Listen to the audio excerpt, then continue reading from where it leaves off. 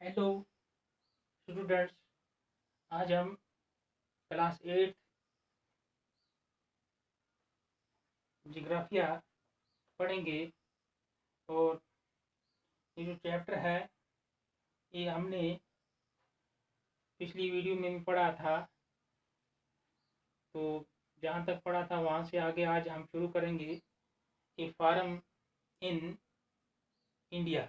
ये पिछली वीडियो में हमने पढ़ा था एग्रीकल्चर डेवलपमेंट, और आज हम पढ़ने जा रहे हैं ए फार्म इन इंडिया। और उसके बाद हम पढ़ेंगे ए फार्म इन यूएसए, यानी इंडिया और यूएसए में ये फार्म जो है हम मुकाबला करेंगे, कंपटीशन। तो आज हम पढ़ेंगे a farm in India. There is a small village Adilabad in Ghazipur district of Uttar Pradesh.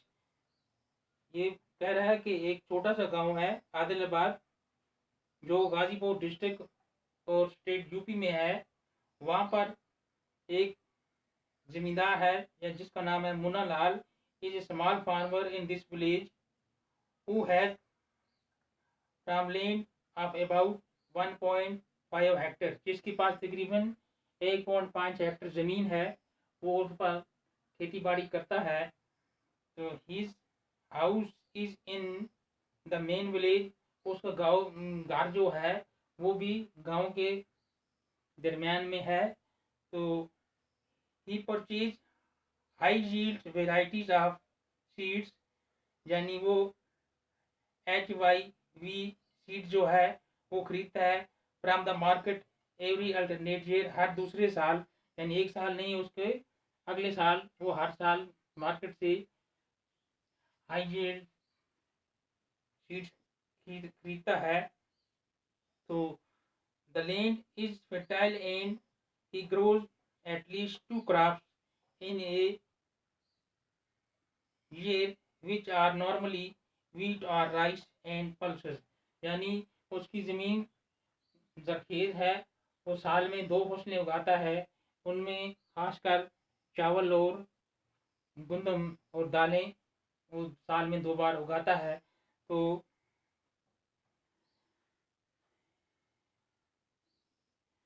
The farmer takes advice of his friends and elders as well as government agriculture officer regarding farming practice. यानी वो जिम्मेदार जो है उसको हदायत के लिए भी ज़रूरत पड़ती है। वो अपने गांव के बड़ों से और अपने दोस्तों से और एग्रीकल्चर जो डिपार्टमेंट है उससे भी वो अपनी पैदावार को बढ़ाने के लिए सलाह मशवरे लेता है। तो he takes a tractor on rent. उसके अलावा उसको जिम्मेदारी करने के लिए मशीनरी की ज़रूरत पड़ती है। उसके पास अपनी मशीनरी यानी ट्रैक्टर वगैरह नहीं है। वो क्या करता है कि किराए पर ट्रैक्टर लेता है और अपनी ज़मीन जोतता है। तो उसके कोई दूसरे साथी हैं जिनके पास ट्रैक्टर के लिए भी पैसे नहीं हैं। वो ट्रेडिशनल तौर पर यानी पुराने ज़माने की ही तरह बैलों से हल जोतते हैं और अपनी पैदावार बढ़ाते हैं। He takes a tractor on rent for plowing his field, though some of his friends still use traditional method of using bullock for plowing. There is a tube well in the nearby field which he takes on rent to irrigate his field. यानी उसके नज़दीक ही सिंचाई के लिए भी उसको पानी की ज़रूरत पड़ती है। जैसे उसे जिम्मेदारी के लिए ट्रैक्टर हल जोतने के लिए किराए पर लेता है, इसी तरह उसकी ज़मीन के पास ही एक कुआं है और कुएं से भी वो किराए पर पानी यानी पैसे से पानी लेता है अपनी ज़मीन की सिंचाई करने के लिए। Munna Lal also has 2 buffaloes and few hens. उसके अलावा उसके दूसरी जरिए से इनकम बढ़ाने के लिए उसने चंद एक भैंसे और कुछ मुर्गियां पाल रखी हैं। ही sells milk in the cooperative sector located in the nearby town।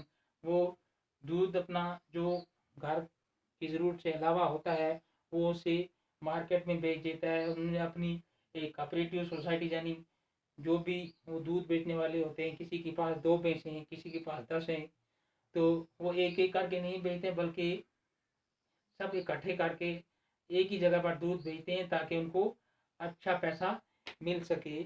तो ही is a member of the cooperative society which also advise him on the type of fodder for his animals, safety measures to protect the health of the livestock and artificial insemination।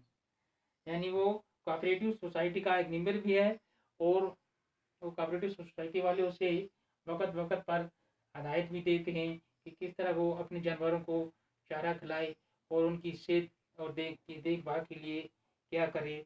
All the members of the family help him in various farm activities.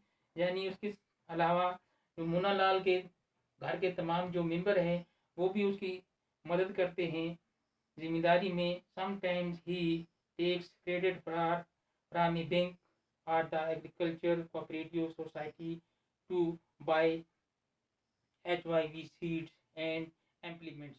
और उसके अलावा कभी कभी उसे पैसे की ज़रूरत पड़ती है जो कि उसके पास नहीं होते हैं और वो बैंक से उधार लेता है और अपनी खेती बाड़ी के काम को पूरा करता है। He sells his product produce in the Mandi located in the nearby town। उसके बाद जो कुछ उसे आउटपुट यानी आता है यानी जो पैदावार निकलती है अपनी ज़रूरत से ज़्यादा वो उसको मंडी में बेचता है एक नज़दीक अपने कस्बे में। Since majority of the farmer do not have lack storage facilities. क्योंकि अभी हिंदुस्तान में हर एक ज़मींदार के पास स्टोरेज की फैसिलिटी नहीं है इसलिए उन्हें मजबूरन अपना अनाज मंडी में बेचना पड़ता है चाहे उनको अच्छी रेट मिले या ना मिले क्योंकि उन्हें रखने के लिए जगह नहीं होती है। तो इस तरह से उनका वो मुआवजा पूरा उनको नहीं मिल सकता क्योंकि उन्हें लैक ऑफ स्टोरेज फैसिलिटीज होती है। They are forced to sell the produce even when the market is not favourable to them. In recent years the government has taken some steps to develop storage facilities। आजकल government ने चंद इकदाम उठाए हैं कि जिम्मेदारों को storage facilities के लिए तो उसका फ़ायदा अब जिन किसानों को मिल रहा है। तो ये था हमारा आज का टॉपिक। आज के लिए इतना ही।